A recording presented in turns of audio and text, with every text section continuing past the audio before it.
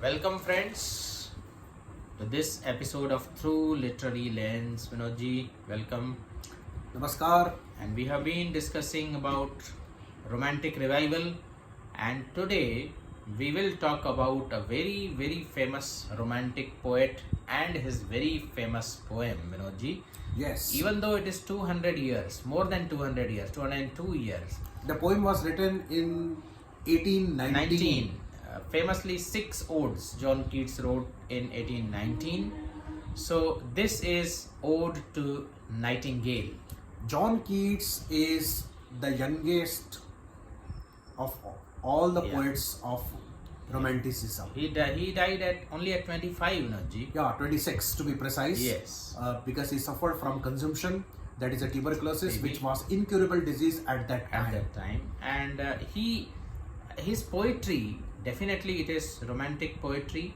Even it is autobiographical to some extent. Right. And he was in love with one lady, Fanny Brown, Brown, who did not respond to his love, and his younger brother died of consumption. Yeah. He was criticized bitterly by the critics. All these causes bring in the element of sorrow, sadness, melancholy in his life as well as in his poetry. Yes.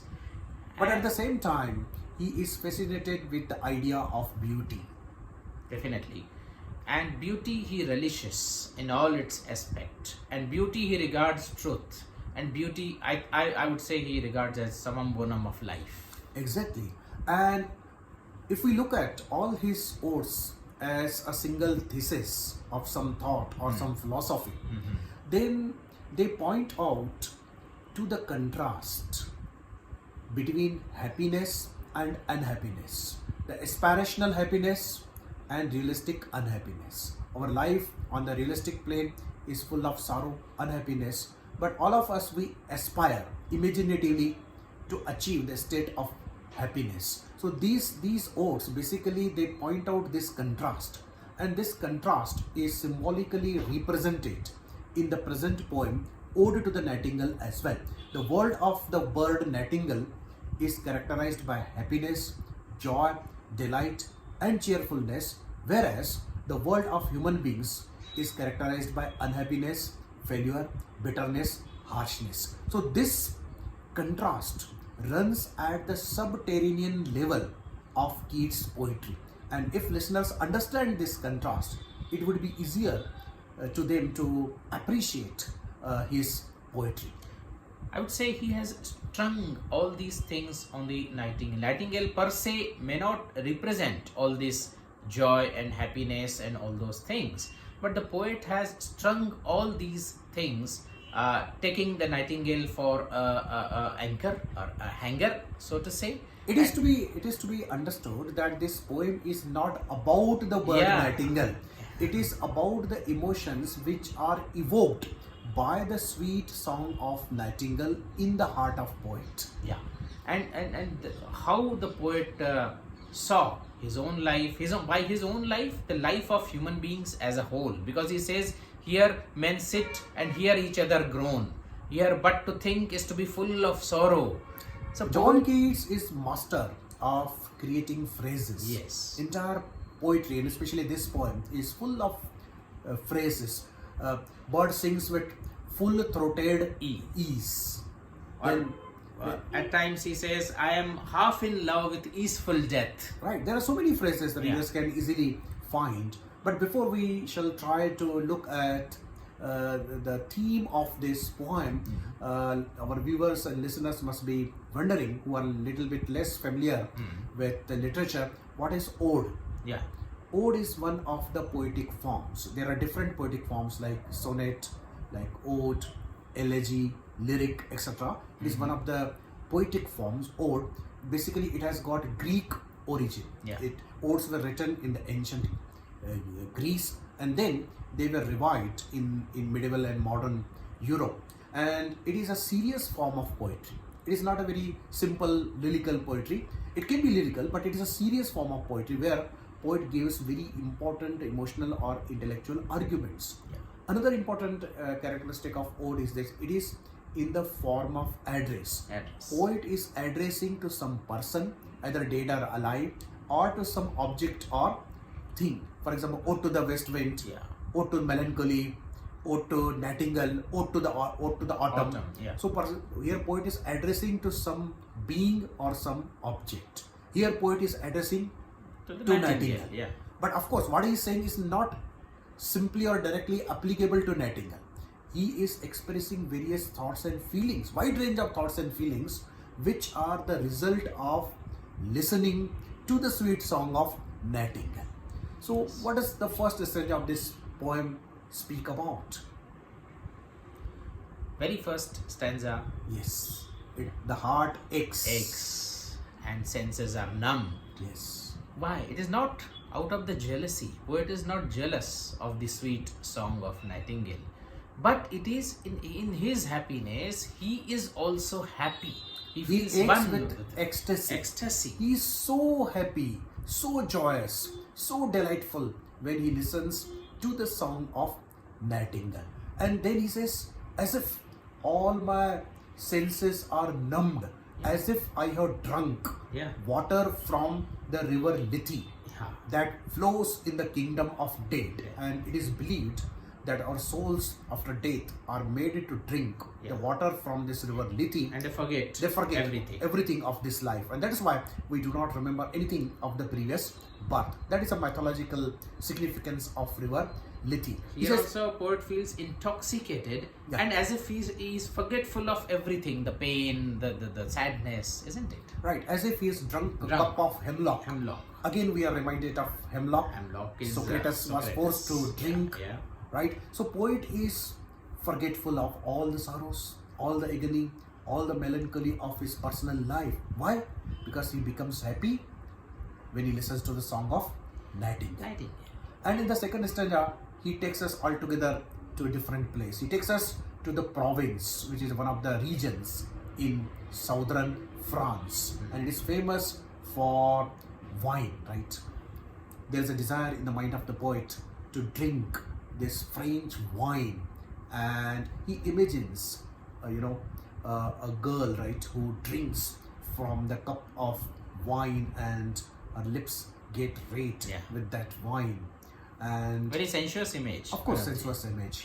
There are a number of sensuous images. Yeah, right? yeah. They appeal to our sense of vision, sense of hearing, sense of touch. And initially Keats was even criticized for such sensuous imagery, and his age was taken to be, as he is young, he is indulging in such sensuality. But today we can appreciate it better. Yeah. Third stanza is perhaps the most famous of this poem, right? Here he brings out the contrast between the happy world of the Nightingale and unhappy world of mortals, human beings. Yeah. He says here we are stricken with fear Fear. and fret, and youth become prematurely old, and they are stricken with various diseases and they die. Poet is referring that youth and love both are short-lived. Short-lived, evanescent, temporary. Exactly. And even he laments the nature of people. They sit and groan, Yes. complain about each other. That's it. That's what the people do. He says to think is to full of. But to think is to be full of sorrow. Yeah.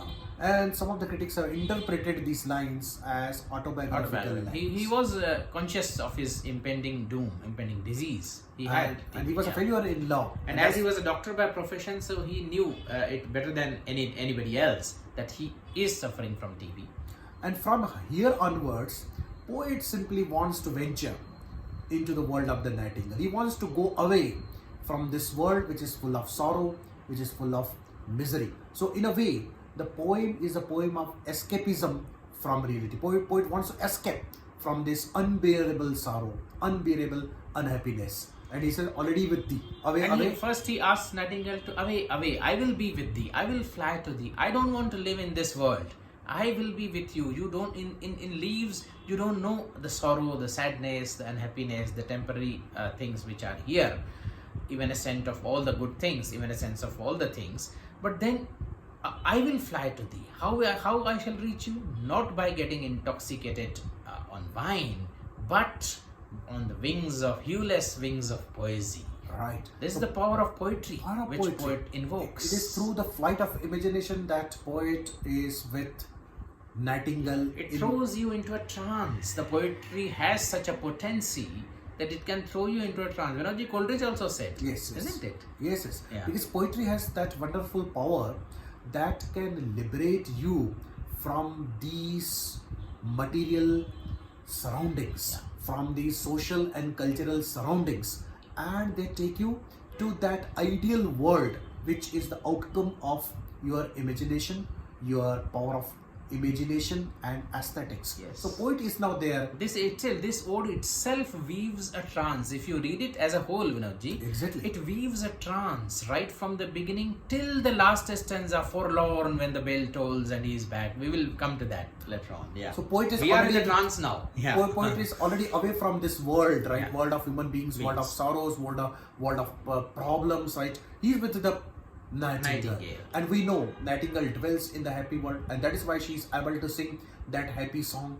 Even the moonlight doesn't, flicker there, can't reach there. It comes amongst through the trees, the branches and the leaves of the trees, so there is a darkness all around. Poet is not able to see clearly what is around, but with help of smells and sound, he is able to understand what kind of flowers and fruits must be around him, right? Well, Vinodji, a thought strikes me. I don't know whether any critic has dwelt on this image more or not. But when the poet says, I am with the Nightingale and I can't even see what is around me, and he's joyous. Yes. He's super joyous. Is he hinting that if we see what is around us in the world here, but to think is to be full of sorrow. So by making ourselves immune to whatever is around us, only can we gain the happiness? That is a kind of escapism, right? If you shut your eyes and believe that there are no problems around you, that is a kind of escapism, right? Some of the critics have interpreted these poems in that way. Or many religious people are in a trance. They are blissfully unaware of the atrocities happening. They do not want to recognize the problems and misery and pain around, and then they say everything is so blessed. So blessed. So the blessedness is basically ignorance of pain sometimes. And then poet dwells upon the immortality of the sun. Oh, yes. Here it is to be understood that he is not talking about one bird in particular. Right, that the bird is immortal. Bird is not immortal. Neither human beings are immortal. Yeah. But the happiness of the song is immortal. Immortal. It was there in the past. It is there at present. It is going to be there in the future when the poet is no more. Then too it is going to be there. The poet says so. Exactly. In the ancient time, clowns and the kings would listen to the song of the Nightingale and would get happiness. Even the Ruth, biblical Ruth, who was inconsolable when she was kidnapped away from her home. Alien corn, the phrase uses. She also listened to the song of the Nightingale and got some consolation. Now, poet is so ecstatic, poet is so blissful, poet is so happy in the company of Nightingale and listening to the song of the Nightingale that says, if I die right now, it would be a rich death. I am half in love with easeful death. Right. So happy to die. Even if death comes right now, I won't mind. It's rich to die. That's wonderful. But all of a sudden, forlorn.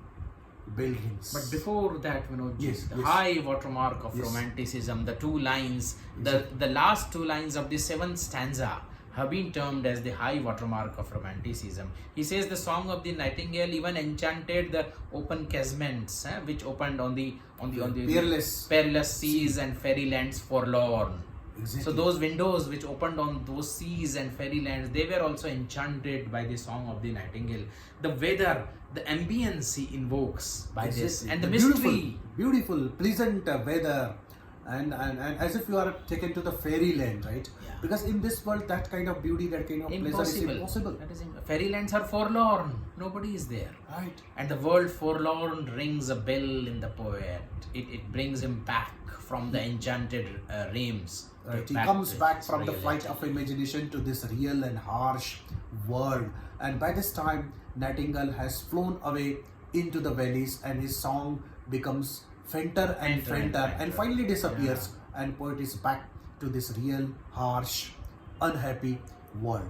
It means that you may forget this sorrow, you may forget this world for some time, but ultimately you have to come back to reality.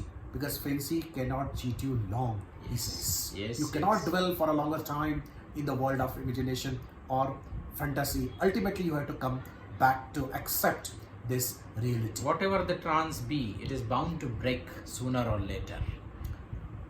And There are so many things in this Yes. ode, right? If you read it over and over, for you will- centuries it has been dwelt upon by many it is critics. considered to be one of the masterpieces of English poetry. So we appeal to all of you. You should read John Keats, and especially this Ode to Nightingale. You will enjoy a lot. You will understand that at such young age of 26, John Keats could create such masterpieces. And the realization of the agony, not only the personal agony of the disease and dying, naturally it was there, but the agony of the human race as a whole, that is really pathetically and very sensitively explored, I would say, in this poem. John Elia, I remember. Yes, John Elia. The namesake, John Elia, John Modern Keats. Urdu poet. He says, कितना दिलजू हूँ मैं, कितनी दिलकश हो तुम, क्या सितम है कि हम लोग मर जाएंगे. क्या बात. How handsome I am and how attractive you are. What a pity that both of us would die and perish. So thank you very much, Rajesh, for discussing this Ode to Nightingale of John Keats, and we'll be back with some other interesting discussion. Till this time, take care. Namaskar.